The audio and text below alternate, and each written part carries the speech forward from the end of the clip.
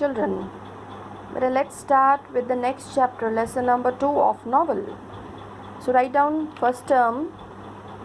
The name of the chapter is Joe Green. So write down first term.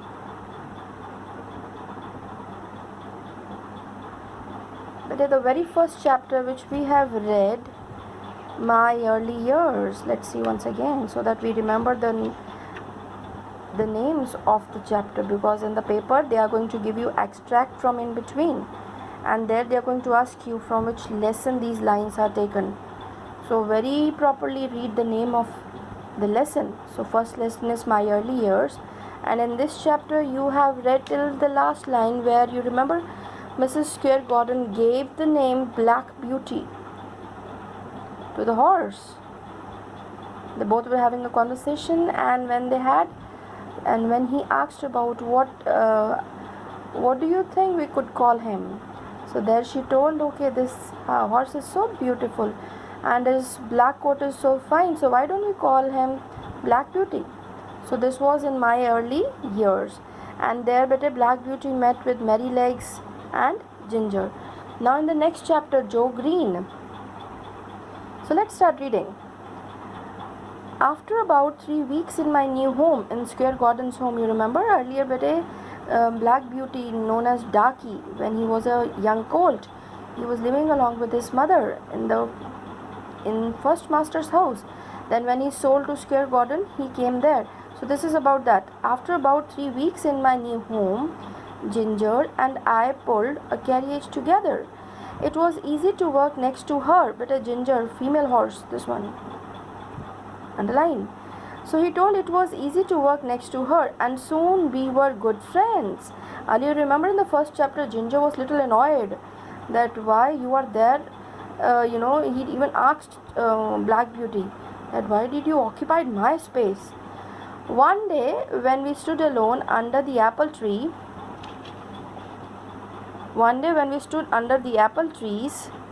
we talked, and then they started talking because now they became friends. I wish I could be sweet like you, Black Beauty. But he told to Black Beauty, I could be sweet like you, Black Beauty, but I don't think I can. Men are always unkind to me, and they sold me many times to people who whipped me. But now this line, see till here, these 3 lines. This one. Who said these lines? Ginger said these lines. So write here G so that you come to know. Sometimes in the paper they're giving the lines and they're asking who said this line to whom, and who said these lines to whom they can ask. So these lines are said by Ginger to Black Beauty. I wish I could be sweet like you, Black Beauty, but I don't think so I can. Men were always so unkind to me. Whosoever the master was better of Ginger earlier, they were very unkind to her, and they sold me many times to people who whipped me, and the same process kept on going, like the one cruel man sold her to the other one. So this way she never got a good person, a kind man. So that is why she was like that. So she told, she also wished like she could be very soft and polite like Black Beauty. I was sad that Ginger was unhappy. Here I again, Black Beauty was very sad, and I tried to be her friend. Merrylegs and I soon became friends too. They both also became very good friends. Everyone loved him because he was so cheerful. Merrylegs was very cheerful. So keep in mind, Ginger a female horse and Merrylegs a male horse, and he was very cheerful. I was very happy at Birtwick and with so many friends, people and horses around me. Our master and mistress were good people, both, the master and his wife, they both were very good, and they treated us as kindly as their own children, means animal loving people. What more could I want? And Black Beauty was asking, that was really everything which I want, which I could wish. One December morning, the square told John that our stable boy was going to leave and a new boy was going to work for us. So John the coachman, so square told to John that a new boy is going to come, because our earlier stable boy, the one who used to help John in the stable work, is going to leave. So a new boy is going to work with us. His name is Joe Green. So please circle the new character His name is Joe Green, and he worked on a farm near ours, and he is nearby only working. John knew him, but he was worried because boy was very young and he did not know a lot about horses. Although John knew him, but he knew that that boy was very young and he did not know a lot about horses. Little Joe Green, he asked. He is young and small, Square. So John told Little Joe Green, that boy, he is very young and small. Yes, John, I know, but he works hard and he has a kind heart. So this is John is saying to Mr. Square Gordon. And now here, the Square Gordon, you can keep on writing like this, S. Square Gordon. He said, yes, John, I know, but he works hard and he has a kind heart.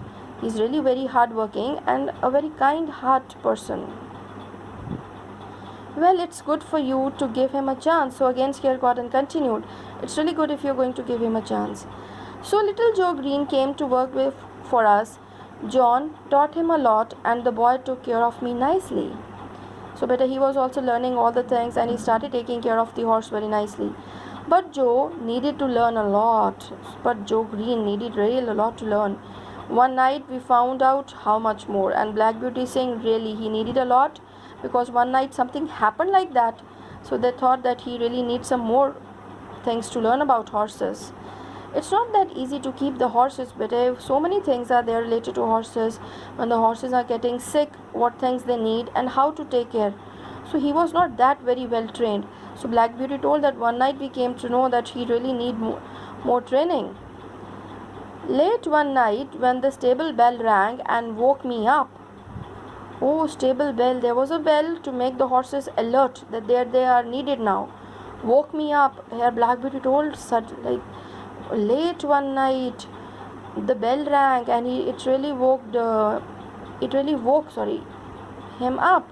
I was surprised and a little scared, a little afraid, because Black Beauty knew that late night if somebody is going to ring the bell, that is the only case if something is really very serious. The stable bell did not ring in the middle of the night if all was well. So this was very clear to the Black Beauty that if everything is well, then the bell is not going to ring. Then I heard John's voice. Then he heard the coachman's voice. Wake up, Black Beauty. Beauty, wake up. John quickly put the saddle and bridle. The equipment, he started taking up. He started putting that saddle and bridle, the equipment with the help of which you can ride a horse easily, on me. So this is the equipment. And he started taking that up on me, means Black Beauty, while the Square stood close by near the stable. So now John, ride for your life, that is ride for your mistress' life. Give this note to Dr. White. So here the mistress, Mrs. Square Gordon, was not well. So Mr. Square told, you ride for life, go as fast as you can and give this note to Dr. White. That period, no, they were not having other vehicles then other than the horses or the carriage. See, John started on riding the Black Beauty. You can feel the way they are so serious, they're looking so serious and they are very quick in going. Okay, let's see then.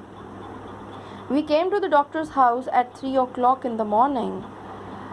His horse was lame, means he was also not able to walk. So John walked home and I carried the doctor all the way back to Birtwick. His horse was lame, not able to walk. So John walked home and the Black Beauty carried the doctor all along back, to Birtwick. I can tell you it was not easy. So see, why it was not so easy, because horses are used to ride. Horses are used for the people, used to ride the people. So he told it was not that easy. Let's see why. He was very heavy. Oh my God, doctor was very heavy, quite obese, fatty. So he was very heavy and he did not ride well, and even more the doctor was not able to ride the horses well. But I did my best and we got home soon. My master took him inside while Joe, that stable boy, led me to the stable. My legs shook. So please underline, my legs shook and I was very tired and wet. Black Beauty was very tired and wet also, because he has to carry a very heavy person, and moreover carrying so fast in that hurry, so he was very very tired and wet. Joe rubbed my legs, and Joe, as usually, started doing the things whatever he knew. He rubbed his legs and the chest, but he did not put my warm blanket on me. But that was the main thing. He didn't put the warm blanket because he was not well aware of all the things what should be done when a horse is feeling all these kind of things, when the legs shook and he came after that tiring job. I could not tell him how cold I was, and the horse can't say the things. He gave me cold water, hay, and corn, and then he went away. He gave him cold water to drink, hay, the dry grass, and corn, and then he went away. My body shook, and I had so much pain, and Black Beauty was feeling so much pain. When John got home and came in the door, I moaned. Moan means cried in pain. When John came over there, Black Beauty cried. I could not tell him how I felt. That time Black Beauty was not at all well, but he was not able to tell John about this. But I think he knew, because he started, see what he started doing. He covered me with warm blankets, the things which the horse required that time. He covered me with warm blankets and gave me a warm meal, and he gave even something hot, something warm to eat. Then I think I went to sleep. After that only Black Beauty went to sleep. John took care of me all night and all day for a long time, and my master came to see me too. Even the master also came over there. My poor Beauty, you saved your mistress' life. And then he came to say thanks, a kind of gratitude. You saved your mistress' life. Yes, you saved her life, because the doctor reached there over on time. So he gave the medicine, and now the mistress was quite well.